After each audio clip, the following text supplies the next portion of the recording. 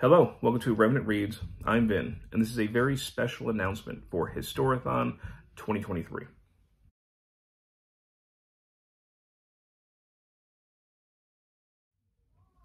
So Historathon 2023 is a year-long celebration of nonfiction history.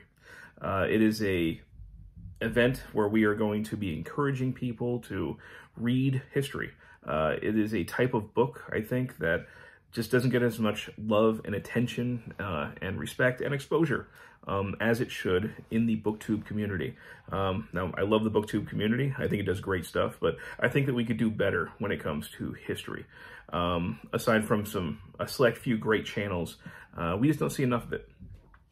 So this is a time where myself and some great co-hosts that I've been able to assemble, that I'll list in just a little bit, we're going to be encouraging people to read history, right? If you already love history, you can pick up a book and join us. If you are just, reluctant to try history, either maybe you just don't think it'll be interesting, intimidating, whatever it might be, I can assure you there is a history book out there for everybody. History is our story, right? It is where we go to find out about ourselves, our species, the kind of beings that we are. It shows the worst of us and the best of us, right? How are villains made? How do heroes rise? How has the world today been created? History is filled with amazing stories, many of which are just far more bizarre than you can ever imagine, that are far stranger than fiction. And ultimately, like I was getting at before, history is our story. If you're somebody who loves stories, what better story could there be than our own? So please, if you've never tried history before, or you've tried it in the past, give it another shot. Now, is all history written well? No. There are certainly some, some great historians who are not necessarily the best writers, or some historians who are really writing for other historians and not for a popular audience. But there are tons of things out there. So there's got to be something out there that will interest you topic-wise, and also something that's written to appeal to you. So this is how things are going to be organized this year. We are splitting the year up into 4 quarters, each of them 3 months long. And each of those 3-month-long quarters are going to basically concentrate on a certain period of time. And they're going to go chronologically all the way from prehistory to the present. So let's begin and explain this.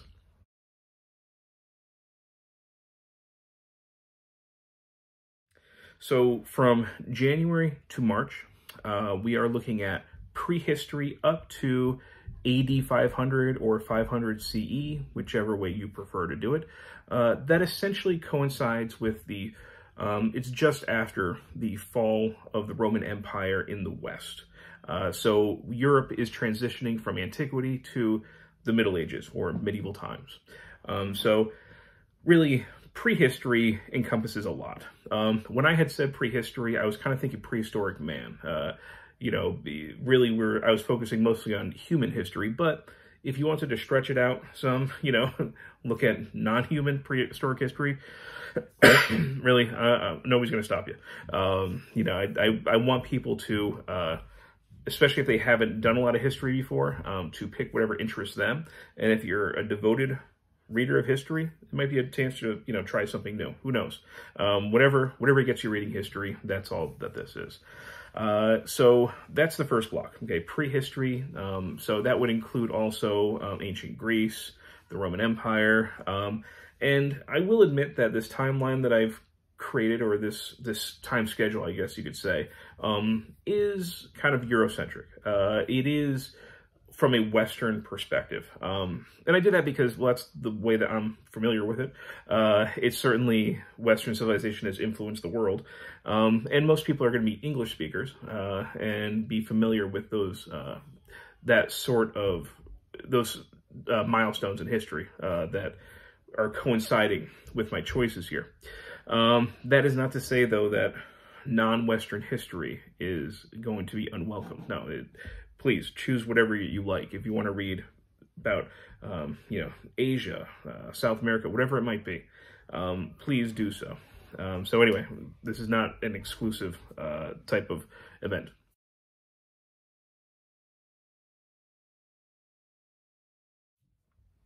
And then, so next, moving on, from April to June, we will be looking at history from the year 500 CE up to 1500.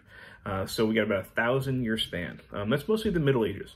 Middle Ages, medieval times. We're moving right into the Renaissance at the end of that time. So anything within that 1,000-year span, read a history book.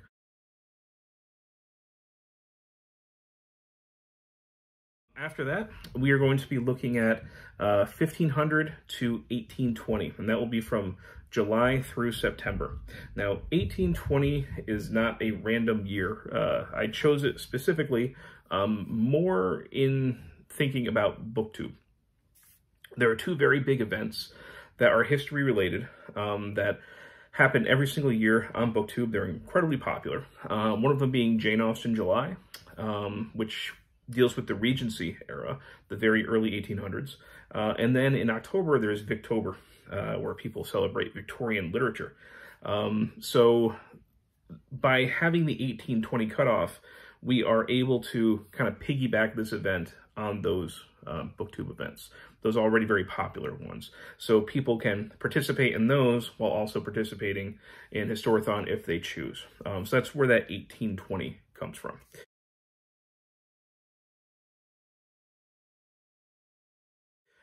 So that's how we end the year from October to December is going to be 1820 up to the present.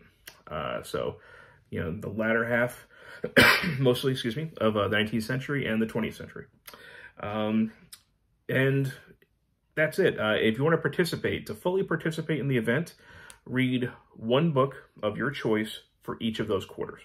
So you would read one book that dealt with the history of from prehistory up to 500. For the next quarter, it would be from 500 to 1500. For the third quarter, 1500 to 1820. The last quarter, 1820 to the present. Now, of course, the thing that we think of immediately would be like traditional history books, right? Written by historians to inform people of history. There are other things that we can kind of stretch this out to, though. First of all, there are many different types of history books, don't forget. People automatically start thinking that history is just like military history and political history, but it's not.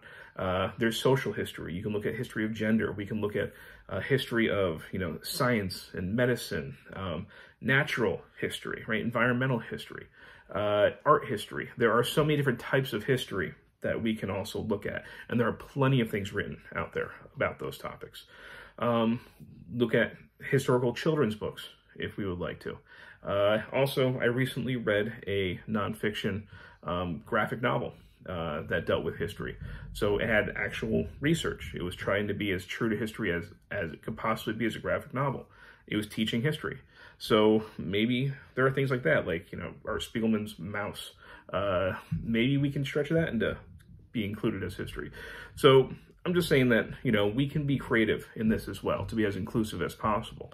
The point is that we're reading history and that we're learning history and we're celebrating it. Now, my co-hosts that I have along with me for this ride, I have a great selection, and I think they have a lot of diversity in their interests and the kinds of things that they'll be gravitating towards. So let me just read off that list. They'll, of course, be linked in the description below as well. We've got Mark over at Book Time with Elvis. We've got John David. Got Bill Rutenberg. Got Mariana Moss Books. Read by Fred. And finally, Peg over at the History Shelf. Those are my co-hosts. And they have all already made their videos. Even though I'm the one that kind of started this event, I'm the last one to actually have a video published because I've been dealing with all kinds of internet and power issues because of a storm that came through our area last week. So hoping to have this up as soon as possible now.